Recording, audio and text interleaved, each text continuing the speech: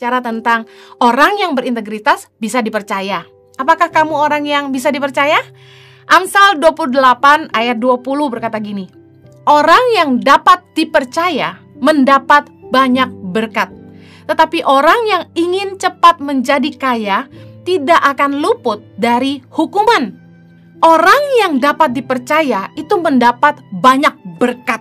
Banyak kali orang tuh pengen diberkati, pengen jadi kaya, pengen sukses, pengen jadi besar, pengen di atas, pengen dipromosi. Tapi tahukah bahwa kesuksesan itu tergantung dari karakter kita?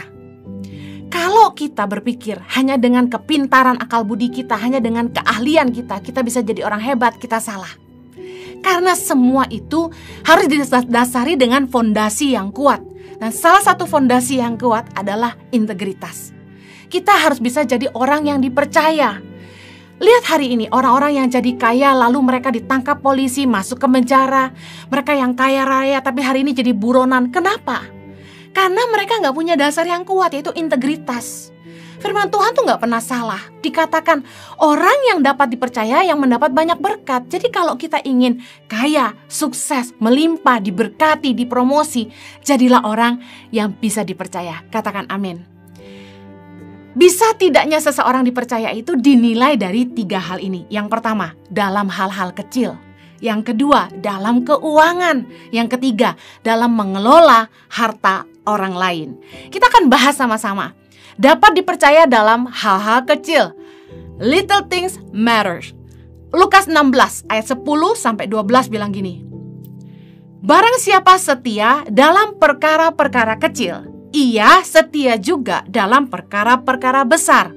Dan barang siapa tidak benar dalam perkara-perkara kecil, ia tidak benar juga dalam perkara-perkara besar. Ayat 11. Jadi, jikalau kamu tidak setia dalam hal mamon yang tidak jujur, siapakah yang akan mempercayakan kepadamu harta yang sesungguhnya? Ayat 12. Dan jikalau kamu tidak setia dalam harta orang lain, siapakah yang akan menyerahkan hartamu sendiri kepadamu?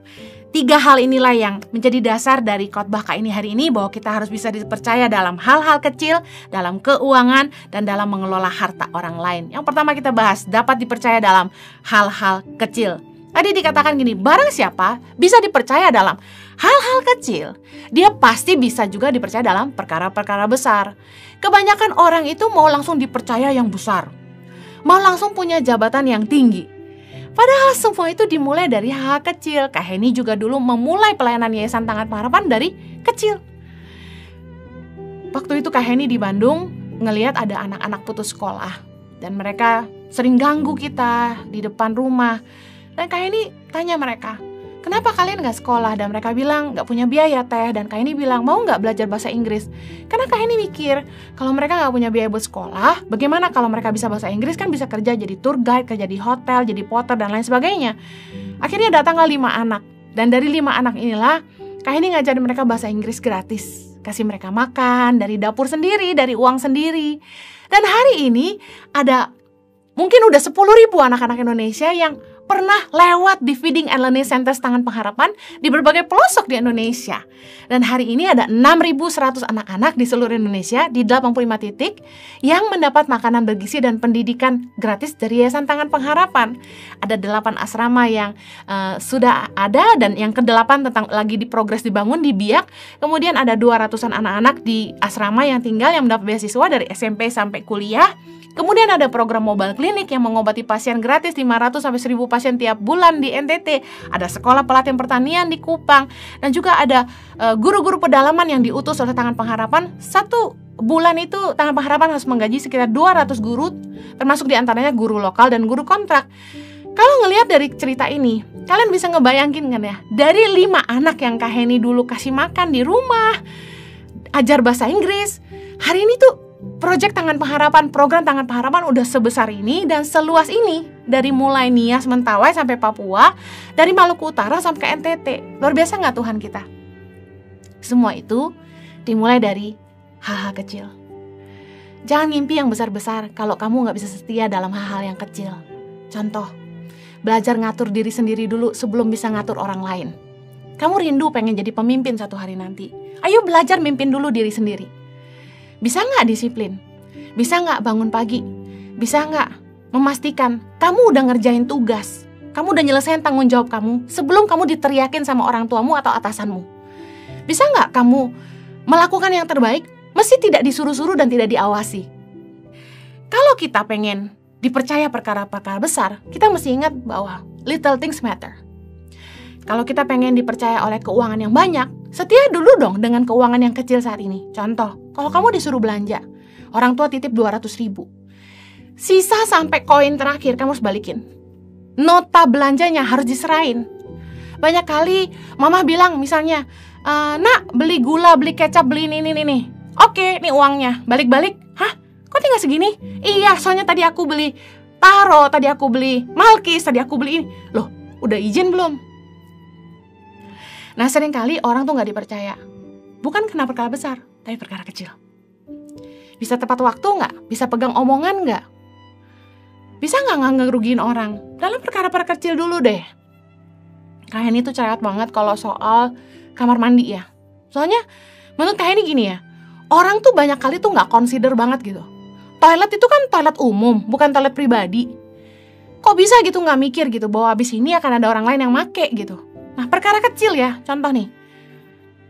Aduh, tisu gulung udah mau habis. Saya yang akan ngabisin. Kenapa gak dibuang selongsongannya yang kosong, terus ambil yang baru dan diganti supaya orang berikutnya bisa pakai?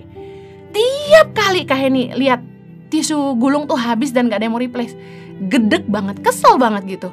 Dan kemarin ini di toilet gereja gitu ya, Kak Heni lihat ada orang tuh buang tisu bekas, maaf nih, di atas tong sampah, ditutupnya gitu. Why? Kenapa nggak masukin ke tong sampah gitu loh? Tinggal buka tutupnya, masukin. Geli gitu pegang ujung, kan di luar cuci tangan. Tahu nggak apa yang Kak Heni lakukan? Di dalam toilet sekecil itu nggak ada orang yang lihat, ya nggak sih? Dan itu sampah yang menjijikan, bekas, maaf, air kecilnya orang gitu. Tapi Kak Heni ambil, Kak Heni masukin ke tong sampah. Tangannya kotor dong ya, keluar cuci tangan berkali-kali. Selesai. Bisa nggak dipercaya dalam hal sekecil itu? Dimana kamu gak dapat pujian lo untuk itu, kamu gak dapat upah lo untuk itu, kamu bisa gak setia? Kalau dibayar untuk melakukan sesuatu, semua orang juga bisa. Setia yuk dalam perkara-perkara kecil. Dalam hidup ini Kak Heni belajar bisa dipercaya. Kak Heni pelayanan kemana-mana gitu ya. Kadang-kadang orang tuh suka nitip gitu, persembahan buat tangan pengharapan. Kalau Kak Heni gak salurin juga gak ada yang tahu. Tapi Kak Heni selalu berusaha bisa dipercaya. Apapun yang Kak Heni terima, Kak Heni salurkan. Kak Heni terima berapapun, Kak Heni salurkan. Kak Heni sertain buktinya. Ini ya, udah ditransfer ya ke Yayasan Tangan Pengharapan ya. Kak Heni capture, kirim ke orang yang ngasih. Kita jangan berpikir, orang kan percaya sama saya. Enggak gitu. Manusia tetap manusia. Kita harus bisa memperlihatkan bukti bahwa kita bisa dipercaya. Jangan berpikir bahwa pembuktian diri tuh harus dalam hal besar gitu. Justru Tuhan itu ngelihat kita dari keseharian kita. Apakah fokus hidup kita itu diri sendiri atau kita punya ruang buat orang lain? Karena kalau kita ingin jadi besar, kita ingin dipercaya jadi pemimpin, kita harus bisa jadi orang yang bisa dipercaya. Karena seorang pemimpin atau orang yang punya tanggung jawab atas orang banyak, dia harus punya ruang di hatinya untuk orang lain, gak cuma mikir dirinya sendiri. Kalau misalnya kita kerja di sebuah tempat dan kita pengen atasan itu mempromosi kita, pasti dia nilai dari hal-hal kecil dulu. Dia akan lihat kemampuan kita dalam, pertama, memimpin diri sendiri. Kita punya disiplin waktu nggak? Kita tuh orang yang bisa dipegang nggak perkataannya? Kita jujur nggak? Kita berintegritas nggak? Kita rajin kerja nggak? Mencapai target nggak? Kita peduli nggak sama perusahaan? Atau cuma mikir gaji doang? Kita mampu nggak menyelesaikan masalah keseharian? Nah, bicara soal masalah keseharian, yuk belajar yuk jadi problem solver. Kalau punya masalah, ada kasus konflik atau apapun yang harus diselesaikan dalam keseharian kita, yuk belajar berpikir jadi problem solver. Jangan melulu apa-apa lari ke pemimpin. Pak, ada masalah begini, gimana ya? Ayo belajar, menurut kamu harus gimana? Belajar mikir gitu. Karena kalau kita mau jadi pemimpin, kalau kita mau dipromosi, jadi atasan, kita tuh harus nyelesain masalah di bawah kita. Nah, kalau kita aja nggak bisa nyelesain masalah-masalah kecil yang keseharian, yang sifatnya sebenarnya itu kecil banget, dan masih harus lari ke pemimpin, harus lari ke orang tua. Lain ketika hal itu besar dan memang perlu orang tua tahu dan perlu atasan tahu. Selain gini, kita udah nyelesainnya lalu kita lapor ke pemimpin kita. Kita udah nyelesain dan kita lapor ke orang tua kita.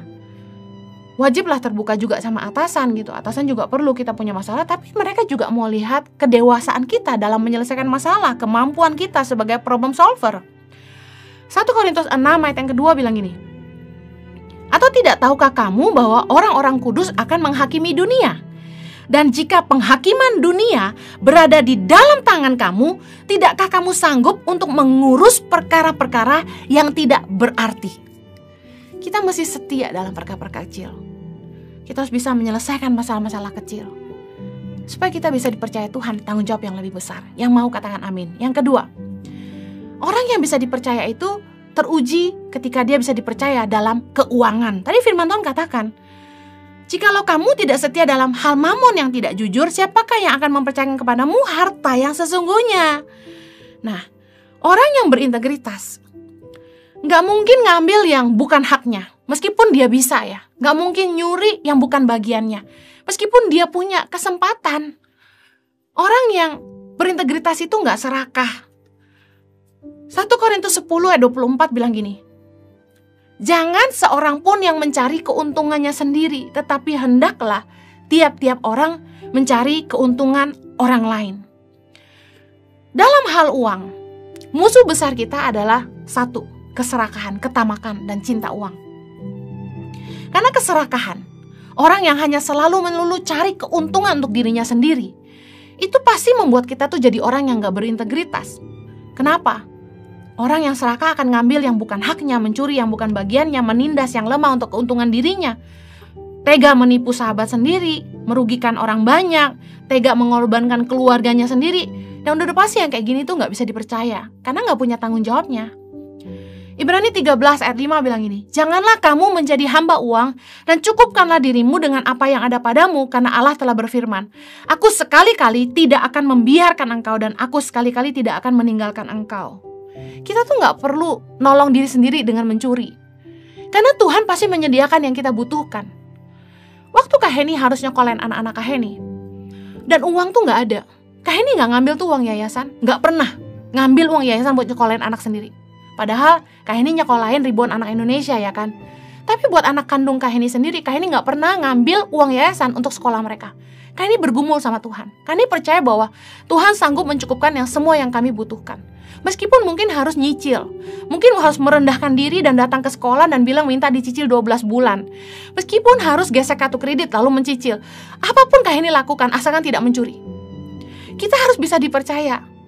Kalau kita mau dipercaya Tuhan sama harta yang sesungguhnya, yaitu yang menjadi milik kita sendiri, kita harus bisa dipercaya dengan mamon yang tidak jujur itu. Uang itu sering bikin orang gak jujur. Nah, bisa gak sekarang kita belajar setia dalam perkara uang? Jangan nyuri, jangan cinta uang. Kita tuh gak boleh kalah sama uang. Makanya firman Tuhan bilang, janganlah kamu jadi hamba uang. Hamba uang tuh gini, selalu otaknya duit, hidupnya dipimpin duit. Gak ada duit gak happy. Kita harus belajar mencukupkan diri kita dengan apa yang ada, kata firman Tuhan dalam Ibrani 13 ayat 5 tadi. Supaya apa? Supaya kita tuh gak jadi budak uang.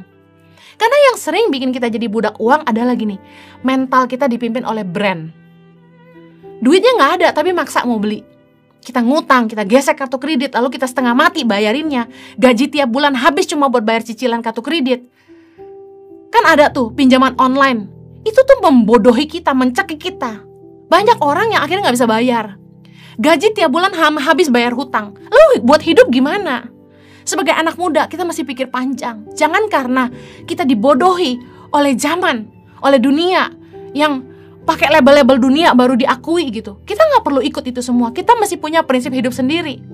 Kak Heni gak pernah tuh ngiri sama teman-teman yang pakai branded stuff. Kak Heni punya beberapa barang yang branded, tapi Kak Heni tidak dipimpin oleh label dunia. Kita masih punya gaya hidup kita sendiri.